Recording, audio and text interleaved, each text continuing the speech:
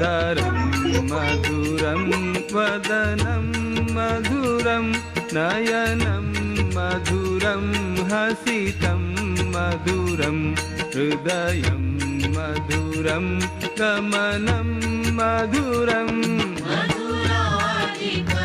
मधुराधिपतेरखिलं मधुरं मधुराधिपतेरखिलं मधुरम्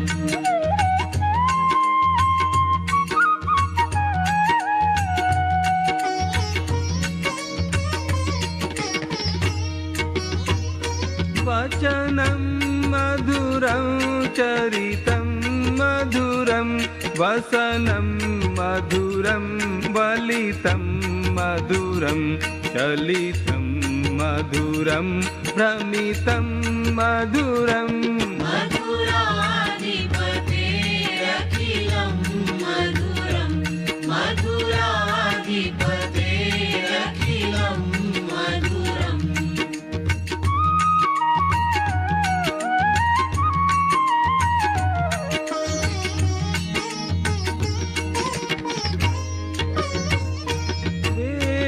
वेणुर्मधुरो रेणुर्मधुरः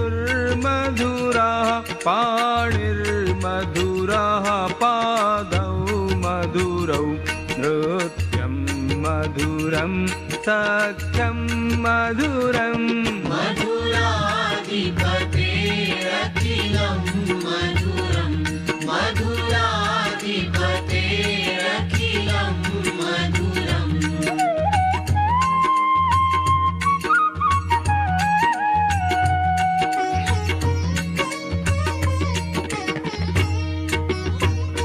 गीतं मधुरं पीतं मधुरं भुक्तं मधुरं सुप्तं मधुरं रूपं मधुरं तिलकं मधुरम्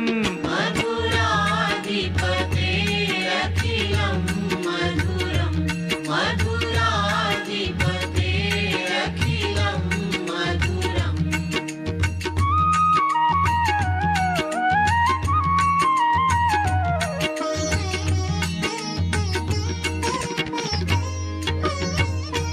हरणं मधुरं तरणं मधुरं हरणं मधुरं स्मरणं मधुरं वमितं मधुरं शमितं मधुरम् मधुराधिपतेरखिलं मधुरं मधुराधिपतेरखिलं मधुरम्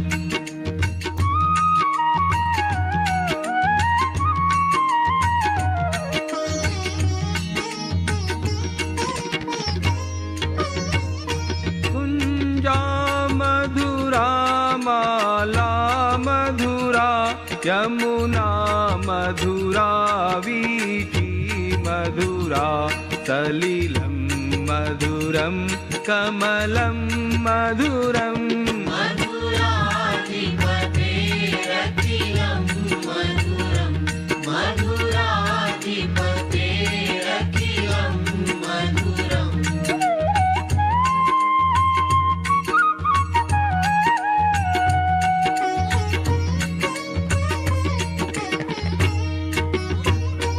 गोपी मधुरा लीला मधुरा युक्तं मधुरं मुक्तं मधुरं हृष्टं मधुरं शिष्टं मधुरम् मधुराधिपतेरखिलं मधुरं मधुराधिपतेरखिलं मधुरम्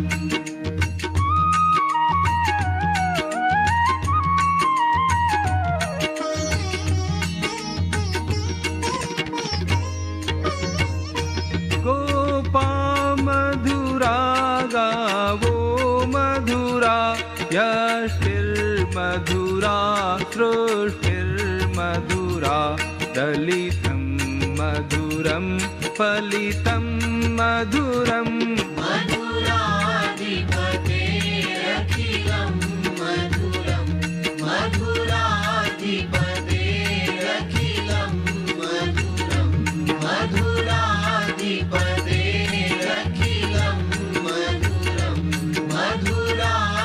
श्रीपदेरखिलं मधुरम्।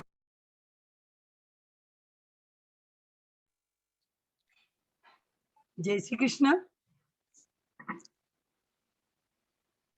इस मंच पर पधारे हुए सभी लोगों का गीता परिवार पुणे की ओर से मैं सूर्यकांता मानधने हार्दिक स्वागत करती हूँ। बालकों को संस्कारित करना जो एक अत्युच्च प्रति की सेवा है, उस महान कार्य के विविध आयामों का दिशा दर्शन करने के लिए गीता परिवार पुणे द्वारा 3 दिवसीय ऑनलाइन शिविर का आयोजन किया गया है। इस सेवा कार्य से जुड़ने के लिए उत्सुक सभी कार्यकर्ताओं का मैं सूर्यकांता मानधने गीता परिवार पुणे की ओर से हार्दिक स्वागत करती हूँ, अभिवादन करती हूँ। जय श्री कृष्ण। अभी 4 दिन पहले वेदश्री तपोवन आलंदी की पावन भूमि पर 1 दिवसीय कार्यकर्ता प्रशिक्षण शिविर बड़े सुचारू ढंग से संपन्न हुआ, जहां गत 35 वर्षों से पूरे समर्पित भाव से सेवा देने वाले अनुभवी प्रशिक्षकों द्वारा आपने प्रत्यक्ष मार्गदर्शन पाया। लोकमन संस्कारित करना यह शिखर संयोजना है। परम पूज्य श्रद्धेय गुरु जी के मुख से आपने इस कार्य की महानता और प्रधानता को जाना, समझा और दृढ़ संकल्प के साथ इस कार्य के और अधिक आयामों का मार्गदर्शन पाने के लिए आप सभी इस मंच पर पधारे हो। आप सभी भाग्यवान साधकों का मैं पुनश्च हार्दिक हार्दिक स्वागत करती हूँ। इन बालकों में प्रत्यक्ष परमात्मा का बाल स्वरूप जानकर उनकी सेवा कर पाने के लिए मन में भक्ति, तन में शक्ति और दिमाग में नई नई युक्तियां पाने के लिए कर प्रणाम तेरे चरणों में सॉरी कर प्रणाम तेरे चरणों में, लगता हूं मैं तेरे काज, पालन करने को तव आज्ञा, मैं नियुक्त होता हूं आज। आइए इस विनम्र भाव से अंतर की गहराई से ईश्वर की प्रार्थना करते हैं। वसुदेव सुतं देवं कंस चाणूरमर्दनम, देवकी परमानंदं कृष्णं वंदे जगद्गुरुं, कृष्णं वंदे जगद्गुरुं। जय श्री कृष्ण। हम सभी जानते हैं परिवार का भावी सुख तथा देश का उत्थान अथवा पतन अगली पीढ़ी के निर्माण पर ही निर्भर रहता है। इस निर्माण कार्य में बच्चों के बौद्धिक और शारीरिक विकास के लिए अनेकों उपक्रम स्कूल, कॉलेज और समाज में अनायास उपलब्ध होते हैं, परंतु उनके मानसिक और नैतिक विकास के लिए, जिसे हम संस्कार कहते हैं, जो संस्कृति की आधारशिला है, उन जीवन मूल्यों का बाल मन में कैसे सिंचन करें, उसे कैसे वृद्धिंगत करें, इसे जानने के लिए इस प्रशिक्षण शिविर का आयोजन हुआ है, जो अगले 3 दिन चलेगा। और 2 दिन कल अंजलि जी तापड़िया का हास्योग पर मार्गदर्शन मिलेगा और परसों आदरणीय वैद्य गुरु जी का वैदिक गणित इस विषय पे मार्गदर्शन होगा। आप सभी लोग इससे जुड़िए, ये आरंभ में ही मैं आपसे विनती करती हूँ। देखते हैं इस कार्य का महात्म्य जानते हैं, जाना है आपने, फिर भी कुछ चंद शब्दों में बता रही हूँ। देश भक्ति, देव भक्ति, मातृभक्ति मन में हो, रक्षणार्थ सज्जनों के क्षात्र शक्ति तन में हो, गीता के वचनों से जग उठे अब उषा, बाल संस्कार कार्य के है यही दिशा। नीतिवंत, बुद्धिवंत, ध्येयवंत बाल हो, शक्तिशाली भाग्यशाली आने वाला काल हो, तिमिर से प्रकाश की ओर बढ़ चले निशा, बाल संस्कार के कार्य की बस यही है दिशा। इस दिशा की ओर अग्रसर होने के लिए हमें मार्गदर्शन करने पधारी है कथा कथनकार सुश्री रेखा जी मुंदड़ा, यह हमारा परम सौभाग्य है। जय श्री कृष्ण। हाँ, उत्तुंग व्यक्तिमत्व की धनी रेखा जी से आपको परिचित करवाती हूँ। वास्तव में उनका परिचय देना एक औपचारिकता होगी, क्योंकि वाणी में है नम्रता, सादगी व्यवहार में है। वाणी में है नम्रता और सादगी व्यवहार में है। रेखा जी का परिचय स्वयं उनके कार्य में है। जब आप उनको सुनोगे तो उनकी अमिट सी प्रतिमा आपके दिलो दिमाग पर अंकित हो जाएगी, इसका मुझे पूरे विश्वास है। फिर भी उत्तुंग व्यक्तिमत्व की धनी रेखा जी से आपको परिचय करवाना मैं अपना कर्तव्य मानती हूँ। आप 35 साल से गीता परिवार से जुड़ी है। सो रेखा जी संजय जी मुंदड़ा, आप दुलिया महाराष्ट्र से है। संपूर्ण महाराष्ट्र भर में ही नहीं, पूरे देश भर में ही नहीं, विदेशों तक, कनाडा, टोरंटो, वैंकूवर, लंदन आदि जगह कुल मिलाकर सिर्फ 1000 के ऊपर उनके कार्यक्रम हुए हैं। सिर्फ बता रही हूँ मैं, इतने ज्यादा हुए, अनगिनत कथा कथन के कार्यक्रम उनके हुए हैं। अनेकों स्कूल कॉलेजों में कथा कथन तथा उसकी कार्यशालाएं भी ली गई है। कर्तृत्व और प्रतिभा का गौरव तो होना ही चाहिए। अनेकों पुरस्कारों से आप सम्मानित हुई है। श्रीमती महाराष्ट्र, खानदेश भूषण, समाज भूषण, संस्कृति गंगा, मानसी 2008, नाट्य दर्पण अकादमी का प्रथम पुरस्कार पाया है। यूथ फेस्टिवल की ओर से आपने स्वर्ण पदक भी पाया है। ये तो मैंने चंद नमूना बताया आपको। इतनी सारी जगह उनको सम्मानित किया गया है कि बताने लगूं तो लिस्ट ही बहुत लंबी हो जाएगी। रेखा जी, आप सादर आमंत्रित है। हम सभी बहुत उत्सुक है आपको सुनने के लिए। आपसे समझना कि तो कथा कहना सभी कोई को ऐसा लगता है, सभी उत्सुक रहते हैं सुनने को, और उसके अलग अलग जो प्रमुख अवधान रख के जो बोलना चाहिए, जो पॉइंट्स है, उसको सविस्तर रूप से हम आपसे जानना चाहते हैं, ताकि हमको ये कार्य करने में और सरलता प्राप्त हो। आइए पधारिए रेखा जी। जय श्री कृष्ण। जी, जय श्री कृष्ण।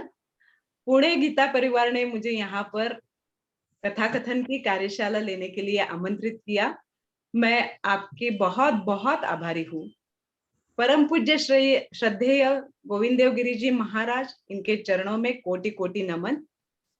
कथा कथन कैसे करना है, इसकी कार्यशाला हम लोगों ने ऑनलाइन भी ली थी, और वेदश्री आलंदी में आप लोगों ने ऑफलाइन भी वो कार्यशाला संजू भैया ने आपकी ली थी।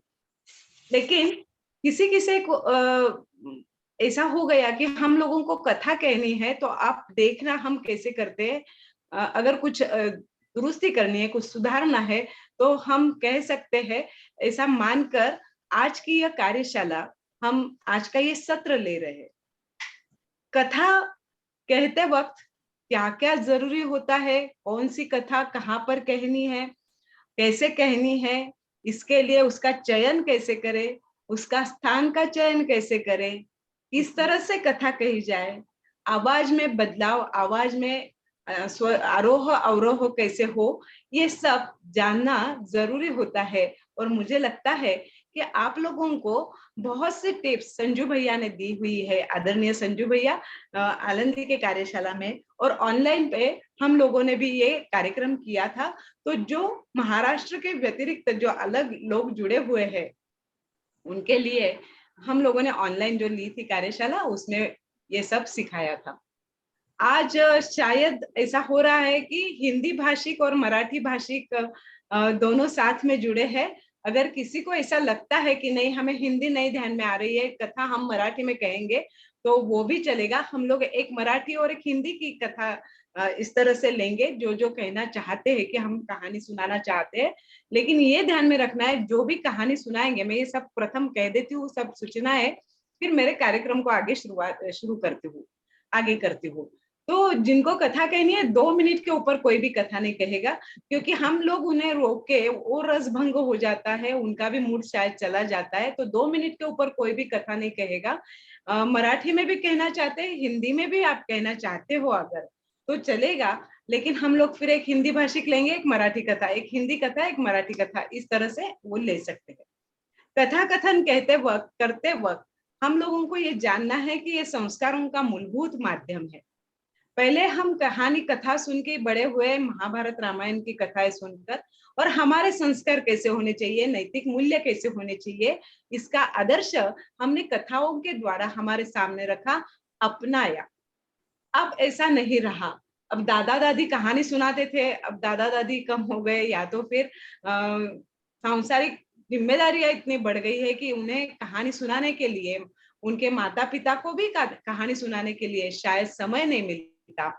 इस समय हम लोगों को संस्कार वर्ग के माध्यम से अलग अलग कहानियां, अलग अलग कथाएं उन्हें सुनानी चाहिए, जिससे उनका अच्छे संस्कारों का उनमें वर्धन हो, अच्छे नैतिक मूल्य उनमें पनपने लगे।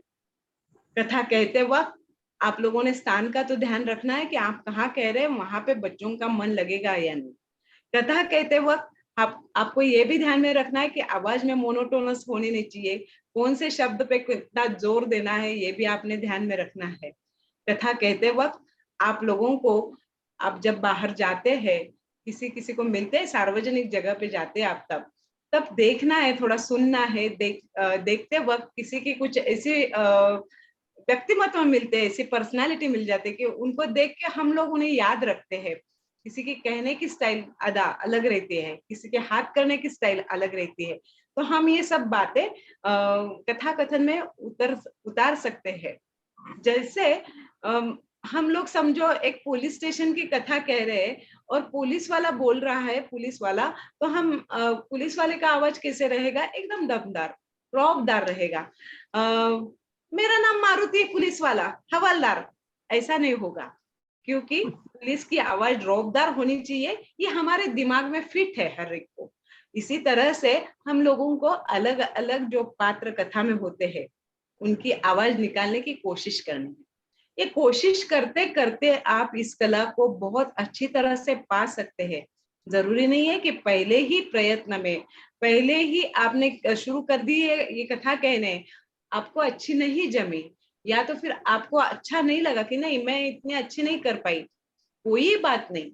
धीरे धीरे धीरे आप आईने के सामने अपने घर वालों को सामने बिठाकर, या तो फिर उसका रिकॉर्डिंग कर कर, जिस तरह से आप कथा की प्रैक्टिस करेंगे, धीरे धीरे धीरे आपको ही अपनी जो गलतियां है वो ध्यान में आने लगेगी, और निश्चित आप कथा कथन की कला में विकसित होने लग जाएंगे।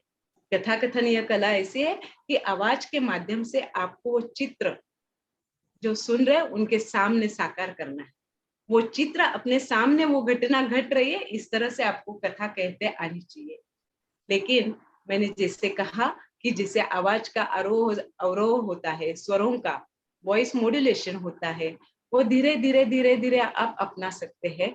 जरूरी नहीं है कि पहले अटेम्प्ट में, पहले प्रयत्न में आपको ये जमेगा। लेकिन कथा कथन कहने वाले दीदी या भैया बहुत ज्यादा लोकप्रिय बच्चों में होते हैं, इसलिए कथा कथन का प्रयत्न आप सब ने जरूर करना चाहिए। मैं जो अब कथा कहने वाली हूँ वो कथा है संकल्प शक्ति। जापान देश की घटना है। नेकिनाबू नामक राजा चिंताक्रांत मनस्थिति में महल के बाहर उद्यान में इधर उधर टहल रहा था। न तो उसे रात भर नींद आई थी, न ही उसे भोजन में रुचि थी। उसकी चिंता का कारण था ही ऐसा, जापान पर शत्रु की प्रचंड सेना का आक्रमण हुआ था। युद्ध आरंभ हुआ। दोनों में सैन्य दल प्रबल थे, लेकिन शत्रु दल ज्यादा प्रबल था। पहले ही दिन जापान का सेनापति वीरगति को प्राप्त हुआ। परिणाम स्वरूप जापानी सेना का मनोबल टूट गया।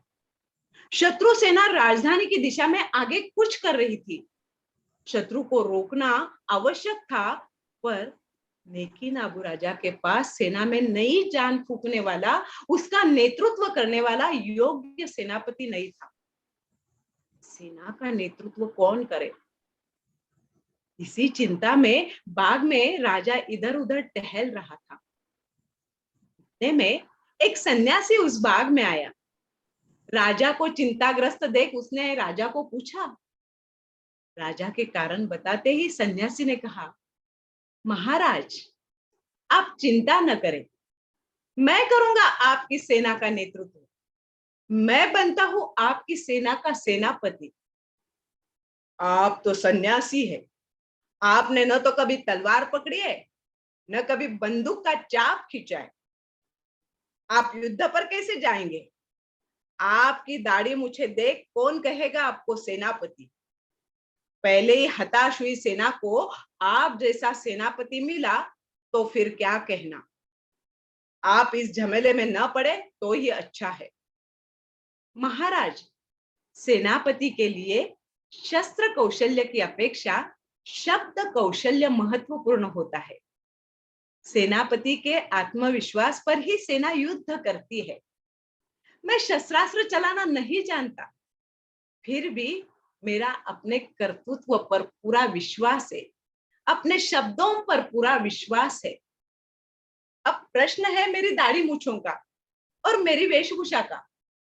तो मैं सेनापति की वेशभूषा धारण करूंगा और दाढ़ी मुझे भी मुंडवा दूंगा।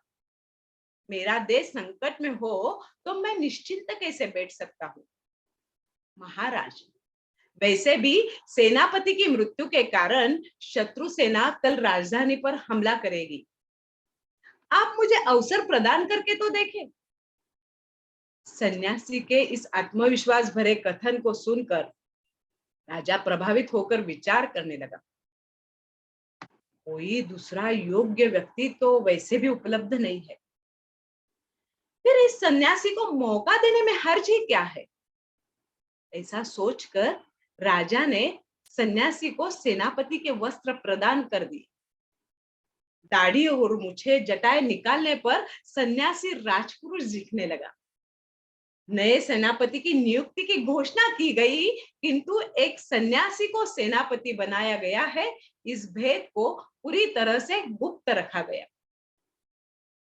सेनापति अपनी सेना के सम्मुख उपस्थित हुआ। उसने अपने वीरश्री युक्त ओजपूर्ण भाषण से मुरझाई हुई सेना में नए प्राण फूंक दिए। सेना ने युद्धभूमि की ओर प्रस्थान किया। स्वयं सेनापति रथ में सवार होकर सेना का नेतृत्व कर रहा था। रास्ते में एक पैगोडा बुद्ध मंदिर था। सेनापति ने वहां रुकने का आदेश दिया। अपने बुलंद आवाज में सेना को संबोधित करते हुए सेनापति ने कहा, ठहरो, आज हम युद्ध पर जा रहे हैं। इस देवता की मर्जी जान ले। यह मंदिर अत्यंत पवित्र एवं जागृत देवस्थान है। इसका निर्देश कभी गलत नहीं होता, ऐसी मान्यता है। मैंने भी स्वयं इस बात का अनुभव किया है कई बार। मैं 3 बार हवा में सिक्का उछालूंगा और छापा काटा करूंगा।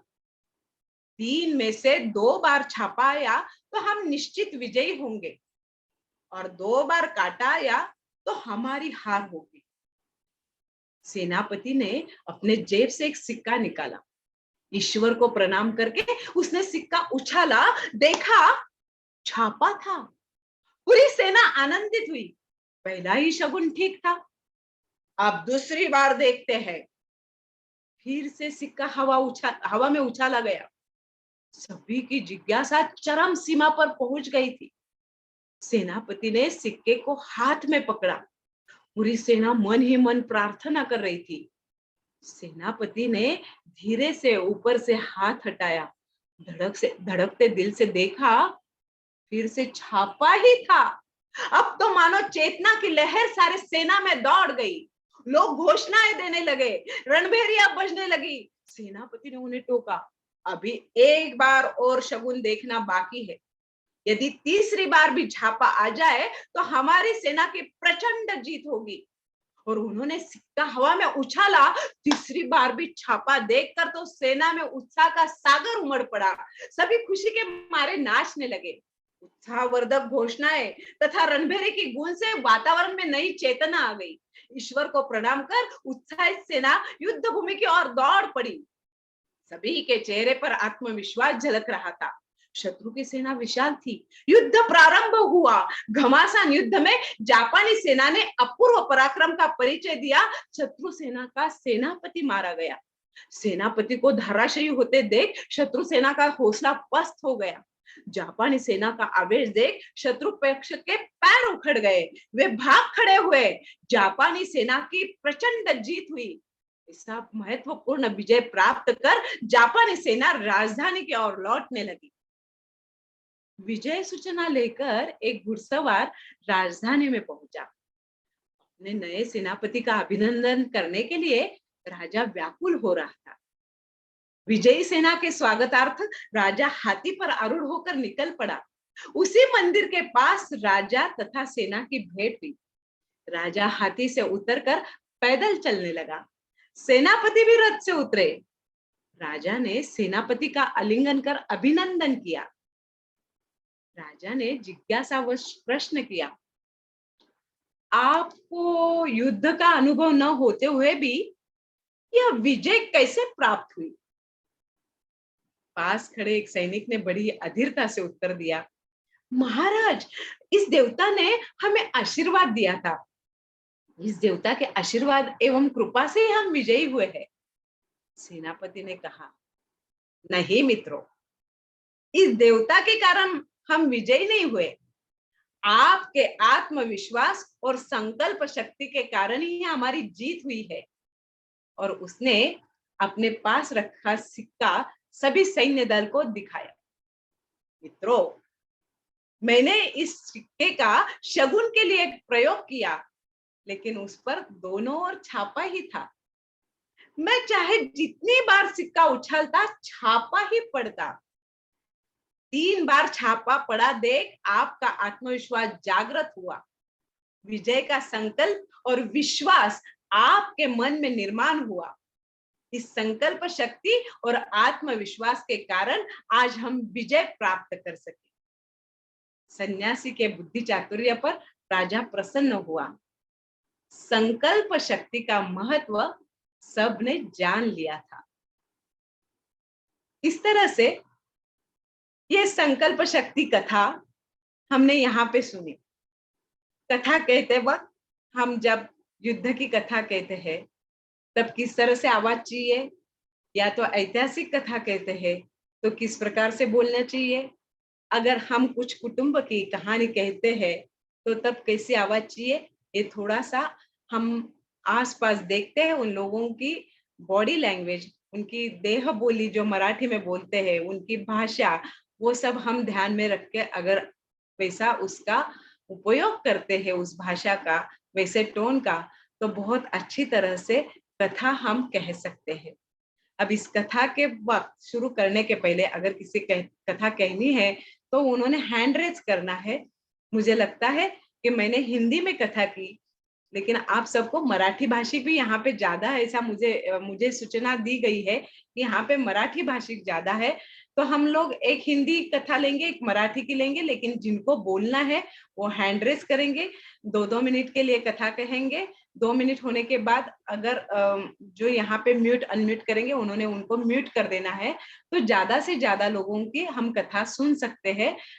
उनसे अगर कोई छोटी छोटी गलतियां होती है तो उसमें सुधार ला सकने का हम लोग उसका प्रयत्न कर सकेंगे। मला वाटतं मी मराठीत बोलले तरी पण चालणार आहे, पण तरीही सुद्धा राष्ट्रीय ऑनलाईन आमचा कार्यक्रम झाला होता, त्यातले पण बरेच जण जोडले गेलेले आहेत अशी सूचना आहे।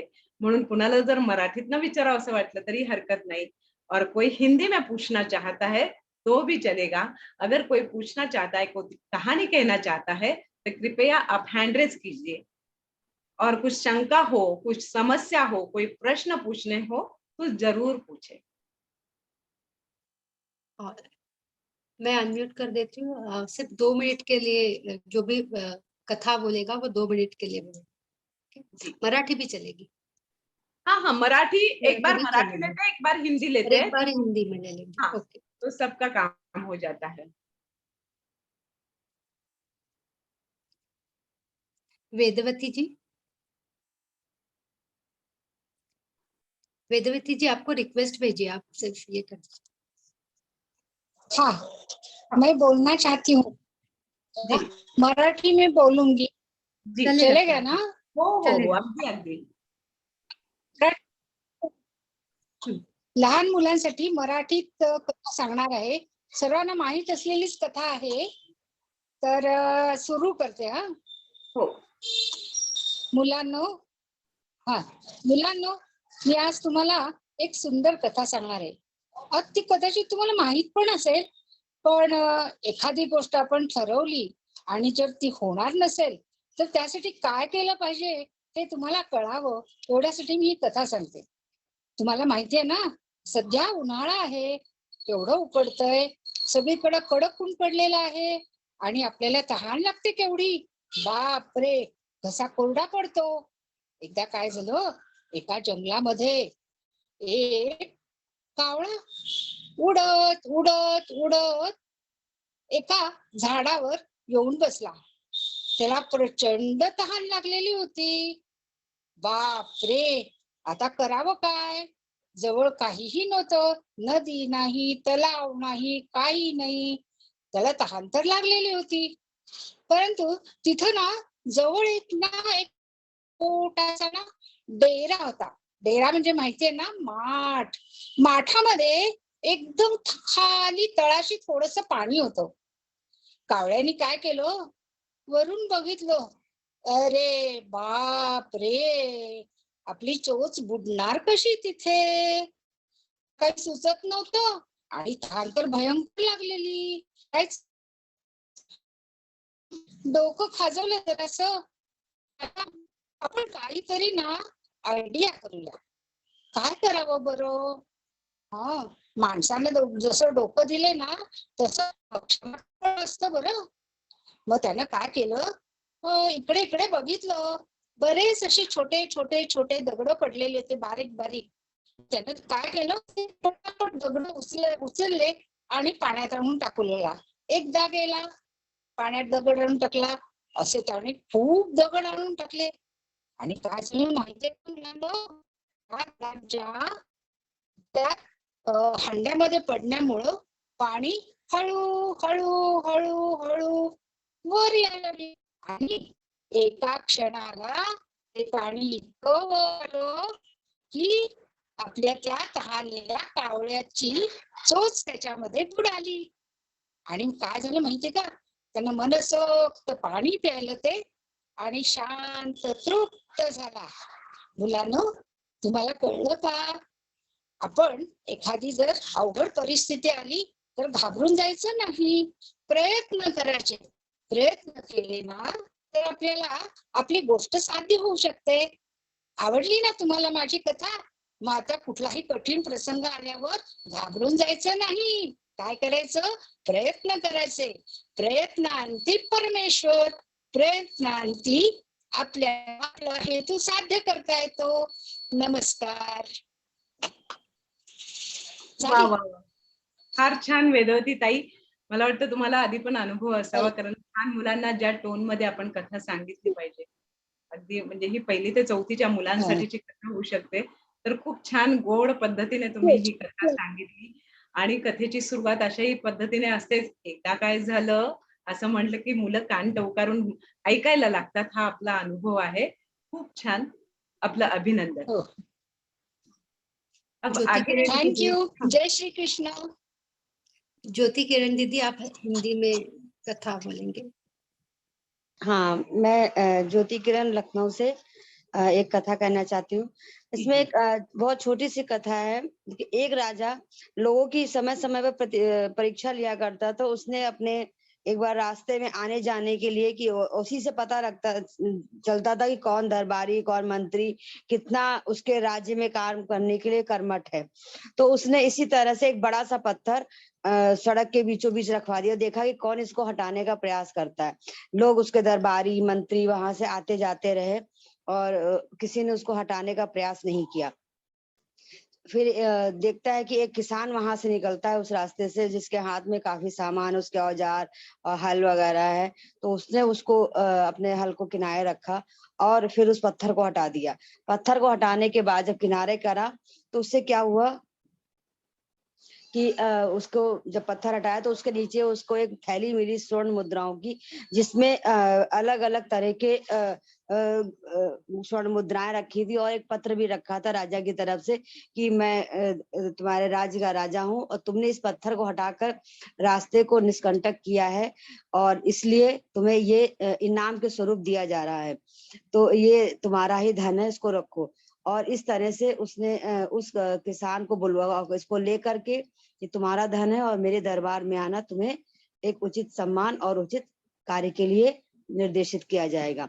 इस कथा से, छोटी सी कहानी से हमें पता लगता है कि अगर हम अपने रास्तों में पड़े हुए पत्थरों को, जो हमारी चुनौतियां जीवन में आती हैं, उनको अगर हम धैर्य पूर्वक हटाते जाएंगे तो हमारे लिए आगे सुखद एक स्वर्ण मुद्राओं जैसा ही राजा मिलेगा और हमारी ऐसा राजा मिलेगा जो हमें आगे की तरफ नए कार्यों के लिए प्रेरित करेगा। इस कहानी का यही संदेश है कि चुनौतियों से डरे नहीं और सदैव अपने कार्य के प्रति निष्कंटक करते जाएं अपने मार्ग को। धन्यवाद। बहुत बढ़िया ज्योति किरण जी, आपने बहुत अच्छी कथा कही, लेकिन कथा कहते वक्त ये ध्यान में रखना है कि कथा पढ़ के नहीं सुनानी है, क्योंकि अपना आई कांटेक्ट जो होता है, बच्चों से संवाद, अगर हम किसी से बात करते हैं, उनके आंखों में आंखें डाल के बोलते हैं, तो उसका प्रभाव, उसका परिणाम बहुत ज्यादा अच्छा रहता है। बच्चों के सामने आपको जरूरी भी नहीं है कि एक हाथ लाइन, एक हाथ ध्यान में नहीं रहा शब्द और वो नहीं बोल सके, तो भी बच्चों को आप दूसरा पर्यायी शब्द देते हैं, बोलते हैं, तो भी बच्चों को उस कथा में हम लोग कुछ गलत बोल रहे हैं या तो कहाँ पे हम भूल गए, ऐसा ध्यान में नहीं आता। लेकिन आपने जिसे कथा कही, जैसे राजा ने वहां पे पत्थर रख दिया, रास्ते से लोग आते जाते थे, देखते थे, लेकिन किसकी भी इच्छा नहीं हुई कि वो पत्थर रास्ते से हटा दे। राजा हर एक का परीक्षा देख रहा था, ले रहा था। वहां से दरबार के मंत्रीगण गए, सरदार गए, हर एक ने अपने रथ वो पत्थर के बाजू से खींचे, लेकिन किसी की भी इच्छा नहीं हुई कि वो रास्ते का पत्थर हटा ले। लेकिन वहां पर एक ऐसा इंसान आया कि उसके ध्यान में आया, इस पत्थर के कारण कहीं ना कहीं किसी को चोट पहुंच सकती है, इसलिए उसने वो पत्थर हटाने की चेष्टा की। पत्थर बहुत ज्यादा जड़ था, लेकिन उसने प्रयत्न से वो पत्थर हटा दिया। देखता है तो क्या, पत्थर के नीचे एक स्वर्ण मुद्रा की थैली और एक पत्र वहां पे पड़ा हुआ है। इस तरह से अगर आप कहते हैं तो बच्चों को भी लगता है कि हाँ, इस तरह से ईमानदारी से कुछ अपन ने करना चाहिए। अपने शब्दों पर आवाज का चढ़ाव उतार बोलते हैं, आरो आवरो, इस पे आप ध्यान देना। अगर कथा कहनी है तो पूर्ण आप अच्छी तरह से याद कर ले, अच्छी तरह से याद नहीं होती तो उसके कुछ मुख्य बिंदु है वो लिख ले, इसके कारण आपको कथा याद रहेगी। किसी को भी कहानी कहते वक्त हम औरतें बहुत ज्यादा अच्छी तरह से बोलते हैं, क्योंकि हम लोगों की औरतों की बातें देखते हैं तभी ऐसे लगता है कि हर एक औरत कुछ ना कुछ कथा कहती है। मालूम है आपको, वो अपने पड़ोसन की वो बहू, नई बहू, हाँ वो नई बहू है ना, बिल्कुल काम नहीं करती और वो सास उसे ही काम को लगाती है, चाय भी सुबह सुबह उठ के देनी पड़ती है उसे। इस तरह से हम जब सुनते हैं, बातें करते हैं किसी की, तो हम एक कथा ही कहते हैं। उसी तरह से किसी को इंटरेस्ट आए, किसी को सुनना अच्छा लगे, उत्कंठावर्धक ऐसे अपनी कथा कहनी चाहिए। आगे आगे कौन बोलेंगे? दामोदर जी। जय श्री कृष्ण। जय हॅलो श्री- बच्चू, मुलांनो, कसे आहात? मी तुमच्या एवढा होतो, केवढा दुसरीला होतो मी, तेव्हा संध्याकाळच्या वेळेला आई म्हणाली चल आपण फिरून येऊ. मग मी आई बरोबर फिरायला गेलो. आमच्या गावाला रेल्वे स्टेशनचं फाटक होतं गावाजवळ, आणि त्या फाटकाच्या बाजूला मला दिसला एक लहान मुलगा. त्याने चड्डी घातलेली नव्हती आणि त्याच्या कमरेला चांदीची साखळी होती आणि तो रडत होता. आईला म्हटलं, आई बघ ग बघ तो मुलगा कसा रडतोय. आईने लगेच त्याला जवळ घेतलं, पाणी पाजलं त्याला. मी आईला म्हटलं, आई पेढे आणू का ग त्याला खायला? नको नको, असं काही खायला द्यायचं नाही, काही त्याच्यावर परिणाम झाला तर. म्हटलं मग आपण चल याला आपल्या घरी घेऊन जाऊ, याचे आई वडील तर इथं कोणी दिसत नाहीये. असं नाही करायचं, त्याचे आई वडील पण त्याला शोधत असतील, तो इथे कुठून चालत आला का काय. आपण करू याला पोलीस स्टेशनला घेऊन जाऊ. मग आम्ही पोलीस स्टेशनला गेलो. पोलीस स्टेशनला देशपांडे ठाणे अंमलदार बसलेला होता. बोला काय आहे? अहो साहेब, हा मुलगा सापडला. मुलगा सापडला? ती काही वस्तू आहे सापडायची? अहो, आम्ही स्टेशन जवळ फिरायला गेलो ना, तिथे रडत होता. आम्ही आजूबाजूला चौकशी केली तर कोणीच त्याला आपला आहे म्हणून सांगायला तयार नाही. मग आम्ही काय करावं? आम्ही तर आमच्या घरी घेऊन जाऊ शकत नाही, म्हणून आम्ही तुमच्याकडे आणलंय. ठीक आहे, मी फिर्याद लिहून घेतो. सांगा याचं नाव, त्याच्या आई बापाचं नाव. लगेच दुसरा हवालदार त्याच्यावर ओरडला, अरे मूर्खा म्हणे, त्याच्या आई बापाचं नाव माहीत असतं तर त्यांनी इथे आणलं असतं का त्याला? हा, अरे अरे, त्याने त्याच्या डोक्यात हात मारून घेतला. मग आणि आम्ही त्यांना ताब्यात देऊन टाकलं आणि आम्ही घरी आलो. मग मी आईला म्हटलं, का ग आई, त्या लहान पोराला कशाला त्या पोलिसांच्या ताब्यात दिलं? ते पोलीस लोक चोरांना त्यांना किती मारतात, त्या बाळाला मारलं तर? नाही रे बाळा, ते लहान मुलाला नाही मारणार. पण तुला रामाची ती प्रार्थना माहितीये का? पावन भिक्षा दे रे राम. त्याच्यामध्ये म्हटलेलं आहे सावधानता मागितलेली आहे. तर आपण जीवनात कोणताही प्रसंग आला तर सावधान होऊनच कोणतीही गोष्ट करायची. म्हणून आपण सावधानता बाळगून त्याला पोलिसांच्या ताब्यात दिलंय. धन्यवाद.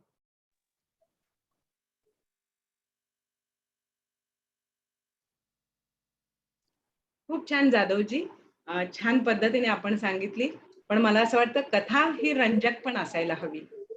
कथेचं एक वैशिष्ट्य असं असलं पाहिजे, हम लोग जब कहानी कहते हैं, सुनाते हैं, तब वो कथा उत्कंठावर्धक होनी चाहिए कि आगे क्या, आगे क्या, आगे क्या, इसे सुनते वक्त लगना चाहिए। और हम बच्चों को कहानी सुनाते हैं तो वो रंजक, रोचकता बढ़ाने वाली तो चाहिए ही, लेकिन कुछ ना कुछ एक हम संस्कार मूल्य उस कथा में से उन्हें देते हैं।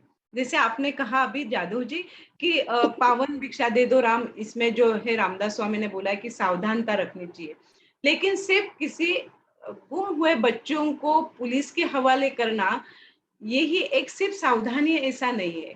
उसमें कुछ घटना घटती है कि अगर वहां पे पुलिस स्टेशन भी नजदीक नहीं था, फिर हम चलते गए, एक जन ने बोला, अरे इसकी चांदी की तो चेन बहुत अच्छी लग रही है, कहाँ पे लेके चले इस बच्चे को? हम लोगों ने कहा कि हाँ, ये चांदी की चेन है ना, वो सच में नहीं है, वो असली नहीं है, वो झूठी है, और हमारा पड़ोसी है, उसके यहाँ आए वो मेहमान है, इसलिए हम चल रहे हैं घूमने। इसे करते करते हम उसे पुलिस स्टेशन में लेके गए। ये जो सावधानता होगी, शायद कोई रास्ते में मिल जाता है, कोई ठगने के लिए वहां पे मिल जाता है और हम लोग तब सावधानी दिखाते हैं, तो वो ज्यादा अच्छी तरह से इम्पैक्ट करेंगी कि हम लोगों को सावधान कैसे रहना है जो ठगने वाले लोग हैं उनसे। बाकी बहुत अच्छा किया आपने, बहुत अच्छी कथा कही, आपका बहुत बहुत अभिनंदन। और मुझे लगता है अभी हिंदी भाषा की एक कथा और हम लेंगे। महालक्ष्मी जी।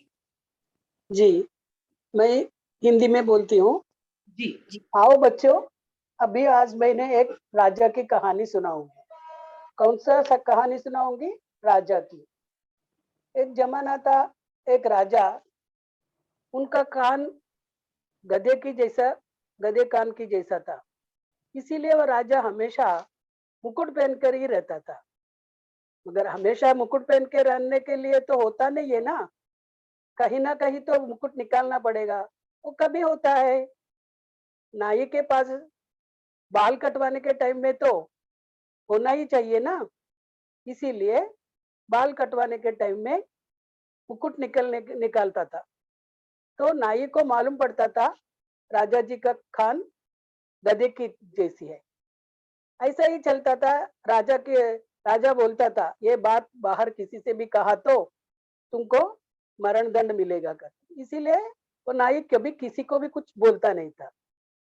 थोड़ा दिन के बाद में वो नाई के मृत्यु हो गई। उसका जगह में उनका बेटा आया था। बेटा आया तो फिर वो बेटा देखा राजा जी का कान गधे की कान जैसी। अरे राजा जी, आपका कान।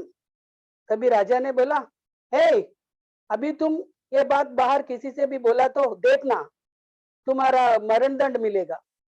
जी मैं किसी से भी नहीं कहूंगा, किसी से भी नहीं कहूंगा करके बोलते बोलते वो घर आ गया। घर आने के बाद में उसको न खाना न पीना न नींद, ये बात ही उसको मन में वो चलता रहा था। उसका बीवी ने पूछा, क्या हो गया तुझे? तभी दरबार से आया, तभी से लेकर तुम इस तरह मचल रहे हो। तो फिर बोलने से बीवी को बोला, ऐसा है राजा जी का खान गधे की कान की जैसी है, मगर तुम किसी से भी नहीं कहना, किसी से भी कहेगा तो हम दोनों को राजा जी ने मरण दंड देगा। जी मैं नहीं कहूंगी बोली, मगर औरत है, उसका जी जबान में तो बात पचती नहीं है, अगर बाहर बोलेगे तो मरण दंड मिलेगा। उसका पेट फूल रहा था, फूल रहा था, फूल रहा था, भी क्या करे।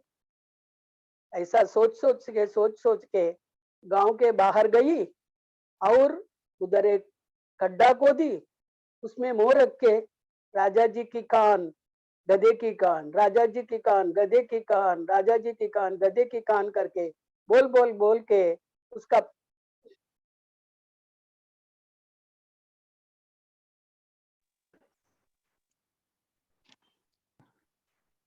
आपका आवाज नहीं आ रही। अभी भी नहीं आ रही है। हाँ अभी आ रही है। हाँ बोल बोल के उसका पेट का दर्द पूरा निकाल के घर आ गई। बाद में उस गड्ढे से एक पौधा निकला, पौधा बन गया झाड़, बड़ा वृक्ष बन गया। तब भी उस वृक्ष का पत्ता, सूखा पत्ता हिलता था, तभी वो उस पत्तों से ये बात निकलता था, राजा जी की कान गधे गधे की कान, ऐसा कर।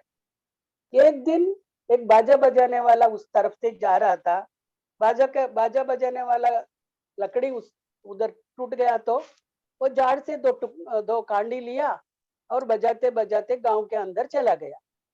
जब भी बजाता था तो उस कान का उसका आवाज राजा जी की कान गधे की कान, राजा जी की कान गधे की कान, ऐसा ही आवाज करता था। इस तरह सारा राज्य में उसका रहस्य खुल गया था। तभी राजा को क्या करने का कुछ समझ में नहीं आया। नाई को बुलाया, क्या रे तुम किसी को बताया क्या? नहीं जी मैंने किसी को भी नहीं बताया, सिर्फ मेरा बीवी को बताया। अब क्या करे, औरत को तो कुछ नहीं कर सकता है। चलो अभी सबको मालूम पड़ा तो अभी तुमको एक को कुछ करके क्या करने का, अभी तुमको मैं माफ कर देता हूँ। इसीलिए अभी किसी रहस्य बात को और अपना जुबान से दूसरों को जुबान में बोलना नहीं चाहिए। एक रहस्य होता है अपने से ही होता है, दूसरा या तीसरा से बोलेगा तो वो रहस्य नहीं बनता है। यही बच्चे समझ में आया जी, इतना ही। बहुत बढ़िया, बहुत सुंदर। बच्चों को हंसी दिला सकती है ऐसी एक कहानी, एक कथा है। मुझे इससे लगता है कि आपने तो अच्छी ही कही है, लेकिन जब ऐसे हम लोग बच्चों को कहानी सुनाते हैं तो थोड़ा सा हमारे हाथ, उनके हाथों के साथ भी हम उनसे कथा कहते वक्त उसका उपयोग करके और प्रभावी परिणामकारी हम उसे बना सकते हैं। एक था राजा, हर दिन हर रात अपने सर पे मुकुट रहता था, क्योंकि उसके कान थे गधे के। अब ये बात किसी को मालूम नहीं थी, लेकिन 24 घंटे तो सर पे रख नहीं सकते ना मुकुट। नाई के पास बाल कटवाने हैं तो मुकुट तो उतारना ही पड़ेगा। फिर उसने नाई को बोल दिया था अल्टीमेटम। आप कोई सभी को म्यूट कर दीजिए। वही कर दिया, उन्हीं को कर दिया, महालक्ष्मी जी का ही था। अच्छा, और फिर जो नाई था उसे तो बोल दिया था कि अगर ये बात तूने बाहर कही तो तुम्हें मृत्युदंड मिलेगा। नाई ये बात सुनकर किसी को भी बताता नहीं था कि राजा के कान गधे के कान। लेकिन अब ये नाई मर गया, फिर उसका बेटा आया, बाल कटवाने के लिए महल में उसे बुलाया गया।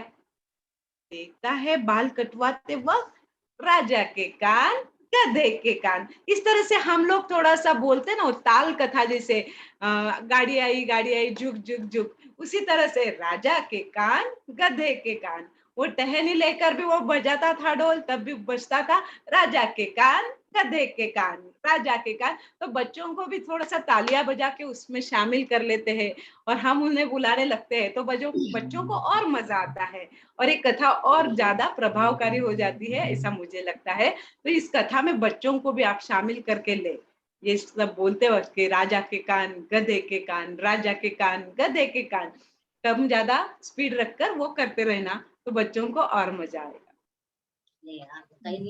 सविता जी, इनको जी सविता पाटिल जी। जय श्री कृष्णा सभी को। दीदी जी, दीदी मेरी आवाज आ पा रही है आप तक? जी जी जी, बिल्कुल। जय श्री कृष्ण। दीदी मैं कौन से लैंग्वेज में बोलूं, मराठी या फिर हिंदी? मराठी बोलना पड़ेगा। आपको जो उचित आपके लिए कंफर्टेबल हो वो ले। मैं कोई कोशिश करती हूँ। जी एक्चुअली मैंने हिंदी में सोचा था, और अभी जस्ट हिंदी में हुआ ना, इसलिए मैंने ऐसे पूछा। जी जी जी बोलिए। तर सगळ्यांना नमस्कार. मी आता मराठीमध्ये सांगते. दोन्ही पण मला कम्फर्टेबल होईल, पण मग आपण अल्टरनेट करतोय म्हणून मी प्रयत्न करते. मला जसं जज होईल तसं सांगा दीदी, जिथे चुकेल तिथे. तर मुलांनो, मी आज तुम्हाला एका राजाची गोष्ट सांगणार आहे आणि एक भक्त प्रल्हादाची गोष्ट सांगणार आहे. तर तुमच्यासारखंच एक छोटं बाळ असतं, ज्याचं नाव असतं भक्त प्रल्हाद. म्हणजे तो भक्त बोलला जातो नंतर. हिरण्यकशिपू नावाचे राजा असतात, त्यांच्या मुलाचं नाव असतं प्रल्हाद. ते मूल वडिलांची त्यांच्या खूप कीर्ती वाढलेली असते. त्याचे वडील खूप मोठे महायोद्धे असतात. सगळीकडे जगभर त्यांच्या नावाचा जयघोष असतो आणि त्यांना वाटतं की माझ्या मुलांनी पण मलाच माझ्या नावाचाच जयघोष करावा, नेहमी मलाच विचारावं, माझी सगळीकडे माझंच म्हणजे हे विचार घ्यावे, मला विचारत राहावं सारखं, मलाच हे करावं. पण त्या बाळाला एक सवय असते, त्याला भक्ती असते करायची सवय श्रीकृष्णांची. श्रीकृष्णांची भक्ती तो फार करत असतो. मग राजा फार चिडतात. त्यांना वाटतं मी एवढं समजावून सांगून सगळीकडे माझं नाव असून माझ्याच मुलाला माझं कसं हे येत नाही, हे माझं कसं अप्रूप वाटत नाही, किंवा माझ्याविषयी कसा सन्मान वाटत नाही. हा मुलगा अशा कोणाची भक्ती करतो ज्याच्यामुळे याला माझं काही वाटतच नाही. मग ते एक दिवस विचारतात, असं कोण आहे ज्याची तू खूप भक्ती करतो? तर तो प्रल्हाद म्हणतो, मी श्रीकृष्णांचा भक्त आहे. तर ते माझ्यापेक्षा मोठे थोडी आहेत, तू कसं काय त्यांची भक्ती करतो? तुझे वडील जगविख्यात योद्धे आहेत, एवढे मोठे दानशूर आहेत, तुला त्यांचं काही कौतुक नाही? तर प्रल्हाद म्हणतो, आपण ज्या सर्वांची मुलं आहोत ते श्रीकृष्ण भगवान, त्यांचा मी भक्त आहे, एक छोटासा भक्त आहे, त्याच्यात तुम्हाला रागवण्यासारखं काही नाही, असं त्याच्या बाबांना म्हणतो. ते राजा म्हणजे त्याचे वडील असतात. तर ते ऐकायला तयार नसतात. मग ते विचार करून करून थकतात. शेवटी त्यांचं मन एवढं निष्ठुर होतं की आता आपण ह्या मुलाला समजावून सांगून सारखं बजावून हा जर ऐकत नाही तर आपण याला कठोर शिक्षा देऊया. मग ते इतके निष्ठुर होतात की त्यांना लक्षातच येत नाही की बाळ आहे, आपण त्याच्याविषयी असं विचार नाही करायला पाहिजे. तरी पण ते त्यांच्या सेनापतींना घेऊन त्या बाळाला गरम कढईमध्ये तेल गरम करून उकडत्या कढईमध्ये सोडून देतात. पण त्याची भक्ती इतकी, निष्ठा खूप असते देवावरती. तो उठता बसता चालता फिरता परमेश्वराचं नामस्मरण करत असतो, श्रीकृष्णांचा जयघोष करत असतो. त्याच्यामुळे त्याला त्या नावाच्या आधाराने विश्वासाने काहीही होत नाही. तो तसाच सुखरूप बाहेर येतो. त्याचे वडील परत आश्चर्यचकित होतात, अरे हे असं कसं शक्य आहे? दुसऱ्यांदा परत त्याला शिक्षा दिली जाते, परत त्याला उंच टेकडीवरून फेकलं जातं खाली, तरीही त्या बाळाला काहीही होत नाही, कारण तो पुन्हा पुन्हा परमेश्वराचं नामस्मरण करत असतो. मग असा विचार करत बसलेला असताना त्यांची बहीण असते, जिचं नाव आहे होलिका. होलिका म्हणते, माझ्याकडे एक वरदान आहे, तर दादा मी तुला मदत करू शकते.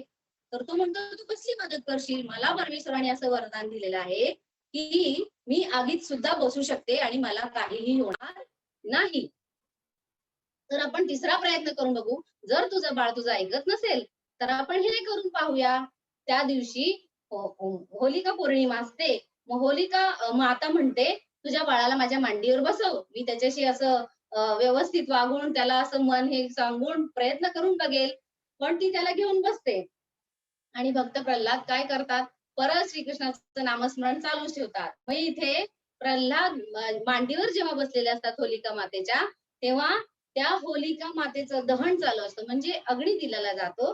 त्यावेळेस त्या बाळाला काहीही होत नाही, पण होलिका मातेचं दहन होतं. याच्यातून काय होतं, की भक्ती ही फार सर्वश्रेष्ठ आहे. तुम्ही परमेश्वराला सगळ्यांमध्ये बघा, असं ते बाळ सांगत असतं. त्या वडिलांनाही सांगत असतं, की बाबा तुमच्यामध्ये पण श्रीकृष्ण आहे, माझ्यामध्ये पण आहे. तुम्ही त्याला माना. आपण सर्वात श्रेष्ठ आहोत असं मान्य करू नये, कारण आपण सर्व जण एकाच प्रभूची लेकरे आहोत. तर याच्यामध्ये आपल्याला असं शिकायला मिळतं, की भक्ती सर्वश्रेष्ठ आहे. तुमचा विश्वास खूप दृढ असेल, तर परमेश्वर कोणत्याही रूपात तुमची मदत करतो. नमस्ते. जय श्री कृष्ण. जय श्री कृष्ण। खूप छान प्रयत्न होता सविता ताई। लेकिन मुझे लगता है कि अगर आप भक्त प्रहलाद की कहानी सुना रहे, तो मैं कहानी सुना रही हूँ एक राजा की और भक्त प्रहलाद की, ऐसे कहने के बजाय सिर्फ भक्त प्रल्हाद इतना ही कहना चाहिए। मी कहाणी ऐकवते, मी कथा सांगते तुम्हाला भक्त प्रल्हादाची। हां. हिरण्यकश्यपू नावाचा राजा होता। हा राजा राक्षसांचा राजा होता। हां. बलाढ्य, लढवय्या, संपूर्ण जगात त्याचं राज्य होतं। त्याला त्याचा अहंकार झाला होता।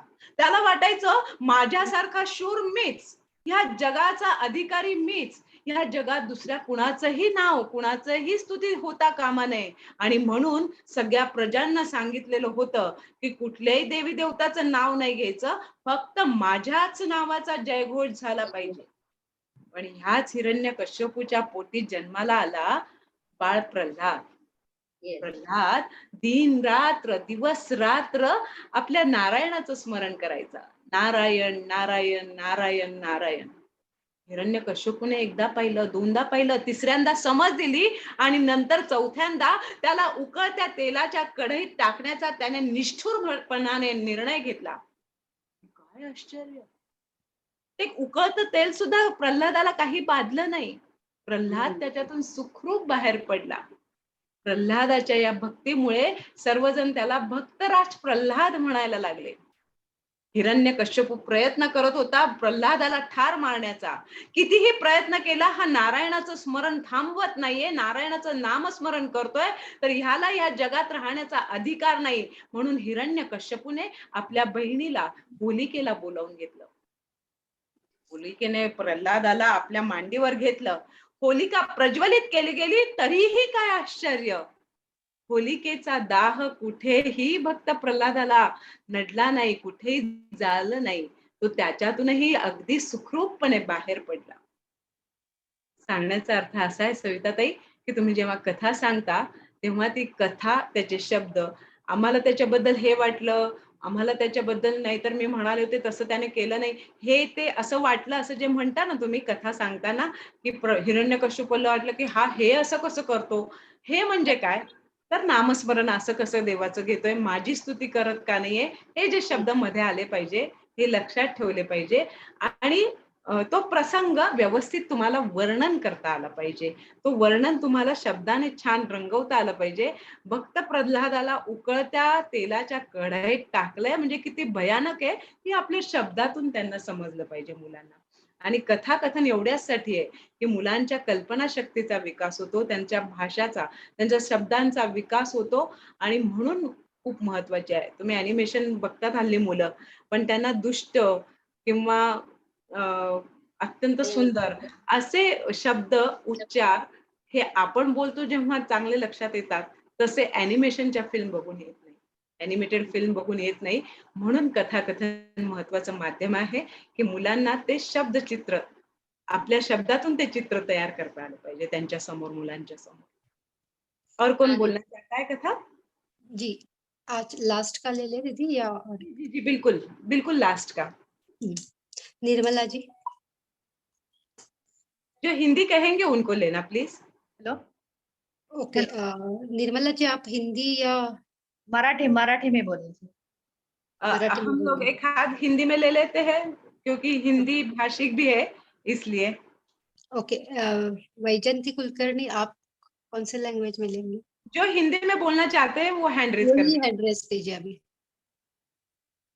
मैं मराठी में बोलना चाहती हूँ। ओके, तो दीदी कोई और है ही नहीं, तो क्या करें? हिंदी में मेरा कोई ले नहीं लो, बोलना चाहता। मेरा ले लो प्लीज। जी मेरा ले लो ना प्लीज. ओके ओके वैजंती दीदी. मित्रांनो व्हिडिओ स्टार्ट करू ना. या वैजंती दीदी आप व्हिडिओ स्टार्ट हा. कीजिए. मित्रांनो आज मी तुम्हाला एक गोष्ट सांगणार आहे. दोन मित्रांच्या जीवाभावाच्या मित्रांची. एक आटपाट नगर होतं. तिथे चंद्रसेन नावाचा राजा होता. राजा खूप अत्याचारी असतो. तो गरीब प्रजेला खूप छळत असतो. त्याच गावात हे दोन चंदन आणि आनंद नावाचे दोन सद्गुणी मुलं राहत असतात. यांना हे इतकी यांची मैत्री इतकी घट्ट असते की त्यांना एकमेकांसाठी जीव द्यायला सुद्धा ते तयार असतात. राजाच्या या अत्याचारामुळे चंदन एक दिवस राजाची निर्भत्सना करतो. राजा तुझ्याकडे लक्ष्मी दुथडीवरून वाहतीये पण तू गरिबांना काही मदत करत नाहीयेस, हे मला आवडत नाहीये. राजाला खूप राग येतो कारण हा कोण आपल्याला बोलणार की माझ्याकडे लक्ष्मी आहे आणि मी देत नाही. राजा म्हणतो कोण आहे याला पकडून आणा सैनिकांना, हा माझी प्रजेमध्ये निर्भत्सना करतोय. सैनिक ताबडतोब राजाची आज्ञा मानतात. त्याला घेऊन येतात. त्याला राजा म्हणतो याला बेड्या ठोका आणि तुरुंगात टाका. सैनिक त्या राजाची आज्ञा पाळतात. त्याला तुरुंगात टाकतात. राजा नंतर त्याच्याकडे येऊन म्हणतो तू जर माझी माफी मागणार असशील प्रजेसमोर तर मी तुला मुक्त करतो. चंदन म्हणतो मी माफी मागायचं काय कारण आहे, तू प्रजेला खरोखरच खूप त्रास देत आहेस. राजा म्हणतो याला मृत्यूदंडाची शिक्षा द्या. त्याचा मित्र आनंद याला ही जेव्हा गोष्ट कळते त्याला अत्यंत वाईट वाटतं कारण हे जीवाभावाचे मित्र असतात. त्यांना एकमेकांशिवाय राहणं हे सहन होत नसतं. दोघांच्या डोळ्यामध्ये खूप पाणी सतत येत असतं. एकमेकांना सोडून कसं राहायचं आता. शेवटी आनंद आपल्या मित्राला भेटण्यासाठी राजाची आज्ञा मागतो. राजा म्हणतो का परत माझी निर्भत्सना शिकायची. आनंद म्हणतो नाही राजन, तो माझा खूप जवळचा मित्र आहे, मला त्याला एकदा भेटू देत. तर राजा म्हणतो ठीक आहे, फक्त 10 मिनिटं मिळतील, याच्यावर 1 मिनिट मिळणार नाही. तो ठीक आहे म्हणतो, आपला मित्र तर आपल्याला भेटणार आहे. असं म्हणून आनंद चंदनला भेटायला येतो. एकमेकांच्या दृष्टीभेटेतूनच दोघांच्या ह्याच्यातनं दुःखाश्रू येत असतात. एकमेकांना जेव्हा चंदन जवळ येतो त्याच्या हाताला स्पर्श करतो आणि विचारतो की तुझी शेवटची इच्छा काय आहे. चंदन म्हणतो माझी एकच इच्छा आहे की माझे आई वडील खूप गरीब आहेत आणि गावी राहत आहेत. त्यांना फार इच्छा होती की मी मोठा बनावं आणि परत यावं, पण आता तर मी परत जाऊ शकत नाही, पण निदान मला त्यांना भेटून यायचंय. आनंद म्हणतो की ठीक आहे, मी राजाकडनं परवानगी मागतो. आनंद राजाकडे येतो. तो म्हणतो आता परत काय तुला हवंय, दिलंय ना तुला आता तुझ्या मित्राला भेटून. तो म्हणतो नाही राजा, त्याला फाशी देताय तर एकच त्याची इच्छा आहे की त्याला त्याच्या आई वडिलांना भेटायचंय. राजा म्हणतो वा, छान 2 मित्रांनी शक्कल काढलीये पळून जाण्याची. आनंद म्हणतो नाही राजा, माझा मित्रनी मला वचन दिलंय की मी काही झालं तरी परत येईल, तो काहीही झालं तरी परत येईल. तो म्हणतो तू असं म्हणतोयस तुझा मित्र म्हणून, माझा नाहीये विश्वास. तर आनंद म्हणतो ठीक आहे, तुम्ही मला बेड्या घाला आणि तुरुंगात ठेवा. राजा म्हणतो आला नाही तर ही फाशीची शिक्षा तुला दिली जाईल, याचा आधी विचार कर. तो म्हणतो मी ठीक आहे, माझा मित्र वचन मोडणार नाही याच्यावर माझा विश्वास आहे, तुम्ही मला तो आला नाही तर फाशीची शिक्षा द्या. आणि म्हणून आनंदला बेड्या घालून तुरुंगात ठेवतात. चंदन त्याच्या आई वडिलांना भेटायला जातो. चंदन जेव्हा राजाला विचारायला येतो मी आई वडिलांना भेटून येतो आणि मी काही झालं तरी 8 दिवसात परत येतो आणि माझ्या मित्राला फाशी देऊ नका, मलाच फाशी द्या, माझी चूक झालेली आहे. राजा म्हणतो ठीक आहे, 8व्या दिवशीच्या सूर्यास्ताला तू यायला पाहिजेस. चंदन त्याप्रमाणे आई वडिलांना भेटायला जातो. 8 दिवस होतात, सूर्याची उन्ह कलत असतात, पण चंदन अजून आलेला नसतो. राजा म्हणतो बघ, तू म्हणतोस ना तुझा मित्र आणि वचन वगैरे, कुठे तुझा मित्र परत आला, कसलं मित्र प्रेम आणि काय वचन. आनंद शांत असतो. तो म्हणतो माझ्या मित्रावर विश्वास आहे, तो काही झालं तरी येईल. राजा म्हणतो ते काही नाही, आता सूर्यास्त झालेला आहे, आता तुला फाशी घ्यायला लागेल. तो म्हणतो ठीक आहे. त्याला फाशीच्या तख्तावर नेतात. तेवढ्यात घोड्याच्या टापांचा आवाज येतो. सगळे लोक तिकडे बघायला लागतात. चंदन घोड्यावरनं आलेला असतो आणि तो धावत धावत उतरतो आणि आपल्या मित्राच्या इथे येतो आणि म्हणतो याला फाशी देऊ नका, यांनी मला माझ्या आई वडिलांना भेटून दिलेलं आहे आणि ही शिक्षा माझी आहे, मला फाशी द्या. आनंद म्हणतो, अरे काय बिघडलं असतं मला दिली असती तर? मला आई वडील नव्हते, स्वर्गात मी त्यांना भेटलो असतो, तू तुझ्या आई वडिलांची सेवा केली असतीस. तो म्हणतो नाही, आणि दोघं मित्र एकमेकांना घट्ट कडकडून भेटतात. हे बघून राजाचं मन सुद्धा द्रवतं. तो म्हणतो, राजा म्हणतो, अशी मैत्री मी आजवर जगात पाहिली नाही, या दोघांनाही मुक्त करा. आणि राजा त्यांना म्हणतो की मी आजपासून तुमचा मित्र झालोय, मला वचन द्या की तुम्ही माझे सल्लागार म्हणून राहाल. आणि असं सगळं म्हटल्यानंतर सगळे प्रजाजन जोर जोरात टाळ्यांचा कडकडाट करतात आणि चंदन आणि आनंदचा पण जय जयकार करतात. असे मित्रप्रेम पाहिले की खरंच मन भरून येते. बालमित्रांनो, तुम्हाला पण असे मित्र असतीलच ना? वा वा छान वैजयंतीताई, छान सांगितली कथा. कथा सांगताना, कथा कहते वक्त हम जब बालकों को कथा सुनाते हैं तो उनके साथ उनके सामने बैठ के हम जब कहानी सुनाते हैं, जैसे अब यहाँ पे बहुत से दादा दादी होंगे या तो माँ भी अपने बच्चों को कथा कहानी सुनाती थी, तो तुझे मालूम है एक बार क्या हुआ, फिर वो जो दो मित्र थे उनकी एक दूसरे से इतना प्यार था उनका कि एक दिन क्या हुआ, इस तरह से हम जब बोलते हैं, क्योंकि ये तो बच्चों के सामने उनके साथ में जब हम कहानी कुछ शेयर करते, कहानी सुनाते, तब उनकी भाषा में हमें उनसे बोलना पड़ता है। तो आपको ये ध्यान में रखना है, कहानी बहुत ज्यादा भागते भागते फास्ट नहीं कहनी चाहिए, ये ध्यान में रखना है। आज मैंने 2 मिनिट का ये था ना, इसलिए काही हरकत नाही, काही हरकत नाही, पण तरी जरा तरी बरी झाली ना? एक कथा बरी झाली ना? हो, छान झाली. कथा सांगणं हे एक निमित्त आहे, त्या निमित्तानं निसटलेल्या ज्या काही गोष्टी आहेत ह्या मला सगळ्यांना नाही, तुम्ही सांगितलं ते बरं झालं की त्यांच्याप्रमाणे बोललं पाहिजे. हो हो हो, त्यांच्याबरोबर. तुम्हाला माहितीये, आणि मग संध्याकाळ झाली तरी चंदनचा पत्ता नाही. राजा म्हणाला, बघ काय तर तुझा तो मित्र आला का, तो आता तुलाच फाशी होणार. होय महाराज, मला द्या फाशी. आणि त्या टापांचा आवाज येऊ लागला. पाहतो तो काय, चंदन घोड्यावरनं दौडत येत होता. त्याने आपल्या मित्राला घट्ट मिठी मारली आणि राजाला सांगितलं, नाही, माझ्या मित्राला फाशी देऊ नका, मी स्वतः इथे हजर झालोय महाराज, मला फाशी द्या. त्या दोघांच्या एकमेकांवरचं प्रेम आणि विश्वास बघितल्यानंतर राजा म्हणाला की अरे, तुम्हा दोघांमधलं हे प्रेम आणि विश्वास बघून मला वाटायला लागलंय की तुम्ही माझ्या राज्याचे सल्लागार झाले पाहिजे. आलं लक्षात? अशा पद्धतीने तुम्ही थोडस आवाजाचा, आपका आवाज का अरो अवरो आपको ध्यान में रखना है. वॉइस मॉड्यूलेशन अपन बोलते हैं, तो हम लोगों को इस पे भी थोड़ा सा प्रयत्न करना है. आप लोग प्रयत्न करेंगे तो निश्चित आप बहुत सुंदर कथा कथनकार हो सकते हैं. ये हमारा विश्वास है. अगर आपको, हाँ जी बिल्कुल, आप सभी को मैं एक बात बताना चाहती हूँ. वैसे मेरा नंबर शायद चैट बॉक्स में लिख देते हैं आप, तो अगर किसी को कोई शंका हो तो मुझे दोपहर में 4 से 5 के बीच में किसी ने भी फोन किया तो मैं जरूर उनके साथ बात कर सकती हूँ. उनको कुछ कथा कहानी सुनानी है तो इसके लिए उनको मैं सहायता कर सकती हूँ, मदद कर सकती हूँ. अगर आपको लगे कि नहीं मेरा ये वीडियो आप देख लीजिए या तो मेरा ऑडियो सुन लीजिए, वैसा भी आपने मुझे, मेरा वो जो व्हाट्सएप नंबर है 9422706111, आप ध्यान में रखना, उस पर आप भेज सकते हैं. और आप बहुत अच्छे कथा कथनकार, अच्छे दीदी और भैया होंगे ही, और बच्चों को अच्छी अच्छी कहानियां सुनाकर उनका प्रबोधन और मनोरंजन दोनों आप करेंगे, ऐसा मुझे विश्वास है. अगर कहते वक्त किसी के लिए मुझसे कुछ अलग किसी को हर्ट हो गया हो कि अरे ऐसे कैसे बोल रहे, तो मैं उनकी क्षमा चाहती हूँ. और निश्चित रूप से आप लोगों को आगे जाके मैं सहायता करूंगी, ऐसा मैं आपको विश्वास दिलाती हूँ. जी नमस्ते. दीदी सूर्यकांता दीदी. जय श्री कृष्ण.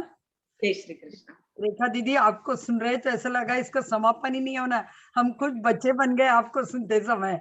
ऐसे लगा कि मुझे बालकों में बैठी हूँ और आपके हाव भाव और आपके पूरी अवरोह आरोह के सब ऐसे गत 30-35 साल से पहली बार जब संगमनेर में आपको सुना था, तब से आपको सुन रही हूँ. और अभी भी आपको सुनने के लिए दिल लालयित रहता है. बहुत सुंदर, बहुत सुंदर मार्गदर्शन रहता है आपका। आपका बहुत बहुत धन्यवाद करती हूँ गीता परिवार पुणे की ओर से। और बहुत कुछ लोगों ने बहुत कुछ आपसे सीखा है। सब अभी तो सभी लोग इतने प्रेरित हुए ये गीता मैत्री मिलन के बाद और ये टीम 11 के बाद कि सब अब देख रही हूँ मैं पुणे में कहाँ मीटिंग्स हो रहे, कितने लोगों के सवाल शंकाएं आ रही है। तो सबके दिल में ऐसी उमंग है कि हम भी ये शिविर में ऑर्गेनाइज करें, हम ये करें, हम वो करें, पूरे उतावले हुए है। आपके मार्गदर्शन से कथा कथन के विषय में लोगों को बहुत सही मार्गदर्शन मिला है। सब लोग ट्राई करेंगे, मैं भी करूंगी और मेरी कथा आपके पास भेजूंगी जरूर। आपका तो बहुत बहुत धन्यवाद है ही। और सभी साथ जिन्होंने कथा कही है, प्रयत्न किया है। देखिए हम गलती करते करते ही सीखते हैं। हम सभी कुछ रेखाते ही नहीं बन सकते। उनकी 35 साल की तपस्या है। हम बाकी सब लोग तो कार्यकर्ता के रूप में अभी सामने आ रहे हैं। फिर भी बहुत अच्छी कथाएं कही है जिन लोगों ने, उनको भी मैं धन्यवाद कहना चाहूंगी। और गीता परिवार पुणे की ओर से आप सभी श्रोताओं का, साधकों का और कार्यकर्ता के रूप में उत्सुक सभी कार्यकर्ताओं का मैं तहे दिल से अभिनंदन करती हूँ और आभार प्रदर्शन करती हूँ। और अंतिम प्रार्थना करते प्रभु से कि भगवान हमको भी ये शक्ति दे, रेखा दीदी जैसे बच्चों में बच्चा हो के मिल जाए और हजारों को मंत्र मुग्ध करे, ऐसी ताकत हमें भी दे। इसलिए भगवान को प्रार्थना करते हैं। योगेशं सच्चिदानंदं वासुदेवं व्रजप्रियं धर्म संस्थापकं